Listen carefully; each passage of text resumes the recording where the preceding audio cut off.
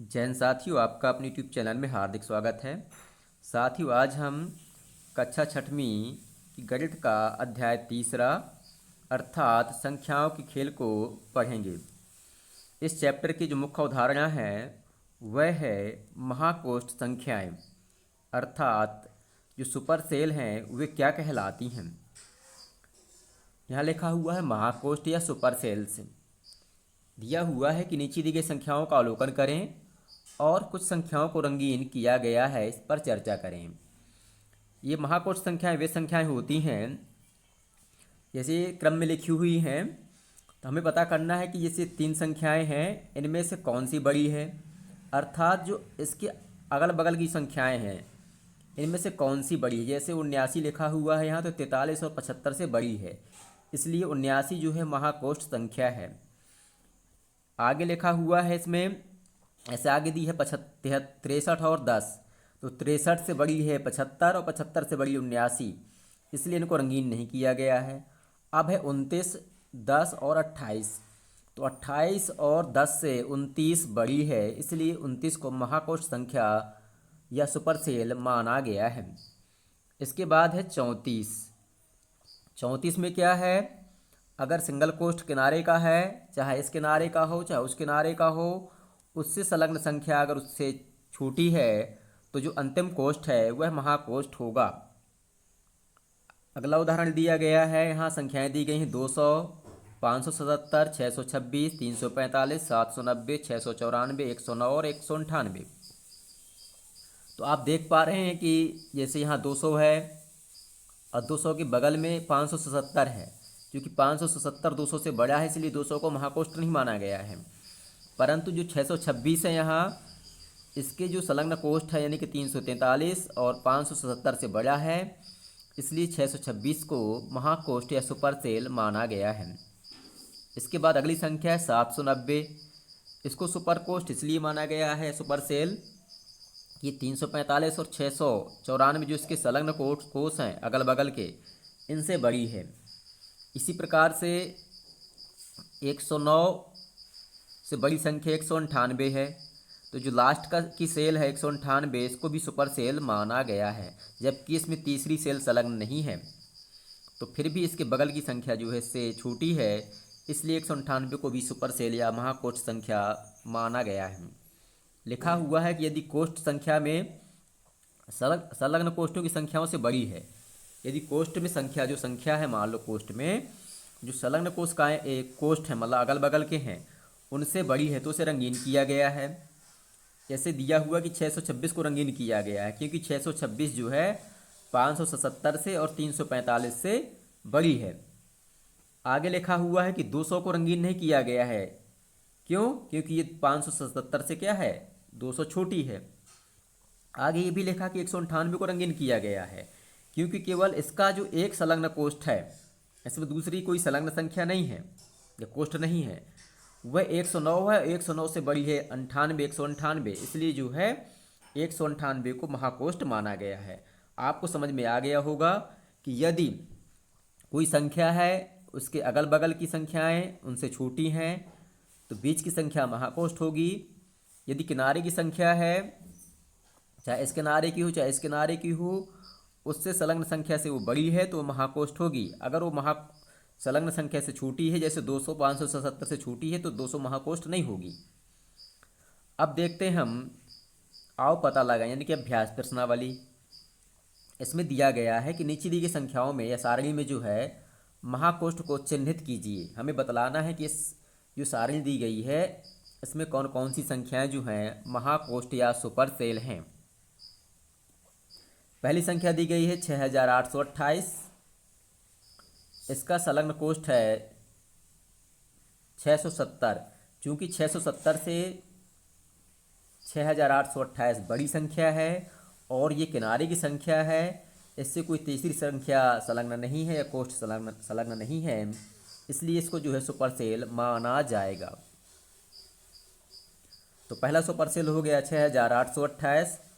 अगला है 9335, ये भी सुपर सेल है, क्योंकि इससे जो संलग्न कोष्ठ हैं, पहला है 670, ये छोटी संख्या है। इसी प्रकार 3780 भी 9435 से छोटी संख्या है, इसलिए 9435 महाकोष्ठ संख्या या सुपर सेल संख्या होगी।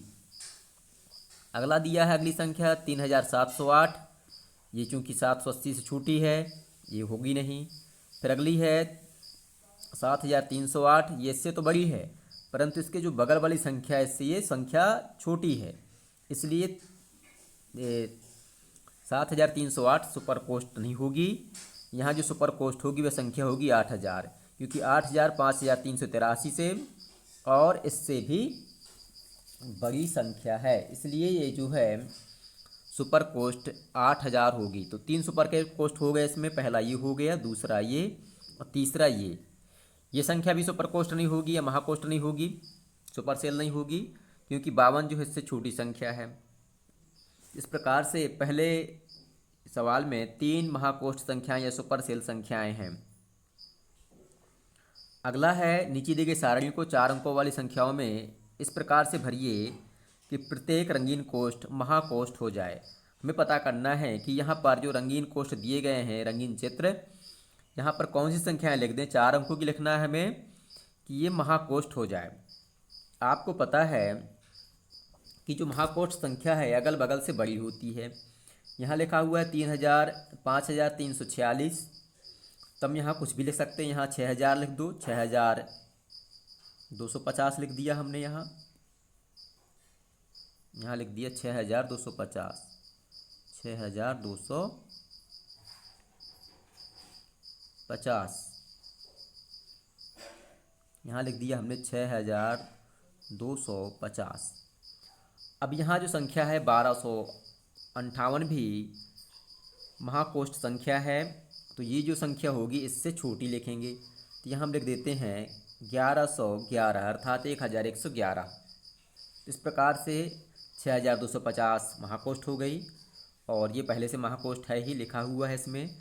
इसकी जो अगली संख्या होगी ये भी इससे छोटी होनी चाहिए। 1200 लिख देते हैं हम यहाँ। क्या लिख देते हैं? 1200। तो 1200 चूँकि 1258 से छोटी है, तो 1258 यहाँ सुपर कोष्ठ हो गई। अब यहाँ हम कोई भी संख्या लिख देते हैं जो इनसे छोटी हो। 1200 से यहाँ लिख देते हैं, मान लो 1000 लिख दिया हमने। 4 अंकों की भरना है, और इससे छोटी संख्या यहाँ भरनी है क्योंकि कोई सुपर सेल ना हो। तो यहाँ हम मान लो 1300 भर देते हैं। यहाँ भर देते हैं 1300। ठीक है। तो अगली संख्या 9635 लिखा हुआ है। 1300 से छोटी संख्या है, तो इनमें से कोई संख्या महाकोष्ठ नहीं होगी, तो ये संख्या महाकोष्ठ हो गई। इसके बाद यहाँ लिखा है 9635, तो हम यहाँ 9999 लिख देते हैं, क्योंकि ये भी एक सुपर सेल संख्या हो जाएगी, क्योंकि ये संख्या जो है इससे बड़ी है। इस प्रकार से हम इस सवाल को हल कर सकते हैं। अगला दिया गया है कि नीचे दी गई सारणी को इस प्रकार से भरिए कि हमें अधिक से अधिक महाकोष्ठ प्राप्त हों। बिना दोहराए 100 से 1000 के बीच की संख्याओं का उपयोग हमें करना है।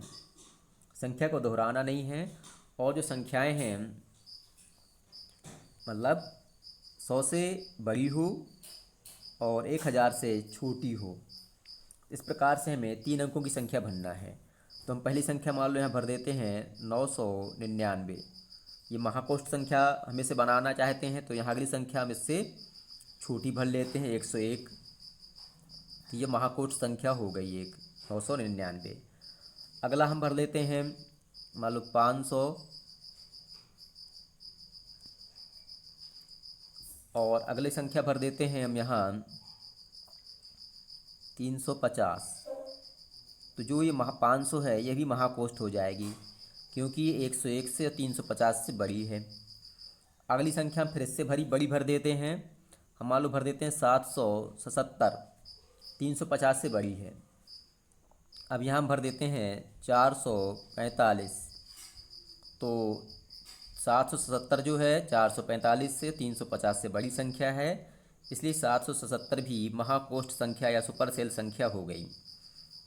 545 है, अब हम इससे बड़ी संख्या यहाँ भर देंगे। 445 है जैसे यहाँ, तो तो हम यहाँ भर देते हैं 800। क्या भर देते हैं? 800। अब हम यहाँ जो अगली संख्या है इससे हम 800 से छोटी भरेंगे। यहाँ भर दिया है 630। तो 630, 800 जो है 445 से और 630 से बड़ी हो गई, इसलिए सुपरसेल संख्या हो गई। अब यहाँ हमें 630 से बड़ी संख्या भरनी है। यहाँ भर देते हैं 850। तो 850 630 से बड़ी है अपने संलग्न कोष्ठ से, तो 850 ही सुपरसेल हो गई। इस प्रकार से हमें अधिकतम 5 सुपर कोष्ठ यहाँ पर हमें प्राप्त हुए। अगला दिया है इसी सवाल में कि जो सारणी है 9 में संख्याओं में कितने महाकोष्ठ हैं। तो इस सवाल में हमें कुल 5 महाकोष्ठ प्राप्त हुए हैं। पहली संख्या 999, 500, 770, 800 और 850। आप जो है यहाँ पर अन्य संख्याओं का उपयोग कर इस सारणी को भर सकते हैं। आगे लिखा हुआ है कि भिन्न संख्याओं के कोष्ठों में कितने महाकोष्ठ संभव है। क्या इनमें कोई आपको पैटर्न दिखाई देता है? यदि कोई पैटर्न दिखाई देता है तो ढूंढने का तरीका क्या है? तो आप देख पा रहे हैं कि जैसे मान लो दो संख्याएं हैं, जैसे मान लो ये लिखा हुआ है 245 और यहाँ लिखा हुआ है 190। तो इसके बगल की जो संख्या है वो कैसी हो जाती है? इसमें दो संख्याएं हैं, तो दो संख्याएं हैं अगर, तो हमें महाकोष्ठ कितने प्राप्त होंगे? सिर्फ एक, यानी कि n बराबर 2 है। तो हमें जो है n/2 अर्थात 2/2 यानी कि सिर्फ एक महाकोष्ठ संख्या प्राप्त होगी। अगला है यदि तीन संख्याएं हैं, यहाँ n बराबर हम 3 लिख दें। तो ऐसे मान लो कोई संख्या यहाँ ऐसे भर दें कि 245 है, यहाँ 980 है या 620 है। तो हमें यहाँ केवल एक महाकोष्ठ संख्या प्राप्त होगी 980। ये संख्या महाकोष्ठ नहीं होगी। अगर ये संख्या महाकोष्ठ होगी तो ये संख्या महाकोष्ठ नहीं होगी। ठीक है, फिर ये महाकोष्ठ नहीं हो सकती। ठीक है, तो इस प्रकार से जो विषम संख्या है, सॉरी यहाँ पर हमें जो है जो तीन संख्या है तो हमें तीन संख्याएं महाकोष्ठ मिल सकती हैं। कैसे हम बता रहे हैं आपको, जैसे मान लो 250 लिख दिया, यहाँ अगली संख्या 110 है, यहाँ 300 है या 320 है। तो यहाँ दो महाकोष्ठ संख्याएं प्राप्त हो गई, 320 और 250। क्योंकि 110 इस संलग्न कोष्ठ से छोटी है तो ये महाकोष्ठ हो गई, और 320 इससे बड़ी है तो ये महाकोष्ठ संख्याएं हो गई। अर्थात n बराबर यदि 3 है तो हमें जो है n+1/2 अर्थात 3+1/2 यानी कि 4/2 यानी कि दो महाकोष्ठ संख्याएं प्राप्त होंगी। अगला है यदि जो है हमें चार संख्याएं प्राप्त होती हैं, n बराबर 4 है अगर, तो n/2 यानी कि 4/2 लिख देंगे, यानी कि दो महाकोष्ठ प्राप्त होंगे। जैसे 690 लिख दिया, यहाँ 350 लिख दिया, यहाँ 800 लिख दिया, और यहाँ लिख दिया 555। तो हमें एक महाकोष्ठ संख्या ये प्राप्त हो गई, दूसरी ये प्राप्त होगी और अगली नहीं होगी, क्योंकि अगली संख्या अगर महाकोष्ठ होगी तो ये संख्या से बड़ी होनी चाहिए। तो अगर चार संख्याएं हैं तो हमें जो है अधिकतम दो महाकोष्ठ संख्याएं प्राप्त हो सकती हैं। इसी प्रकार से यदि 5 संख्या है तो हमें जो है n+1/2 यानी कि 5+1/2 यानी कि 6/2 यानी कि 3 महाकोष्ठ संख्याएं प्राप्त हो सकती हैं। तो इस प्रकार से हमें एक पैटर्न प्राप्त होता है कि यदि संख्याएं 1, 3, 5, 7 हैं तो हमें जो है जो विषम संख्या है उसमें हमें एक जोड़ना होगा और 2 का भाग लगाना होगा, अर्थात n+1/2 हमें महाकोष्ठ संख्या प्राप्त होगी। यदि सम संख्याएं हैं तो हमें n/2 अर्थात मतलब जो जितनी संख्या है, जैसे सम संख्याएं 8 हैं तो हमें जो है वहाँ पर महाकोष्ठों की संख्या कितनी होगी? 4 होगी। जैसे ये जो उदाहरण दिए गए थे इनमें क्या था, 9 संख्याएं थीं तो हमें 5 महाकोष्ठ प्राप्त हुए थे। तो n बराबर 9 है तो n+1/2 यानी कि 9 + 1/2 यानी कि 10/2, यानी कि हमें कितने अधिकतम प्राप्त हो सकते हैं? 5 महाकोश संख्याएं प्राप्त हो सकते हैं। तो आपको इस सवाल का उत्तर इस प्रकार से लिखना है। साथियों, इस पेज के सवाल पूरे होते हैं। अगले पेज के सवाल हम अगले वीडियो में बतलाएंगे। आपको वीडियो पसंद आए तो वीडियो को लाइक करें, अपने साथियों के साथ शेयर करें और हमारे चैनल को सब्सक्राइब करना बिल्कुल भी न भूलें। बहुत बहुत धन्यवाद।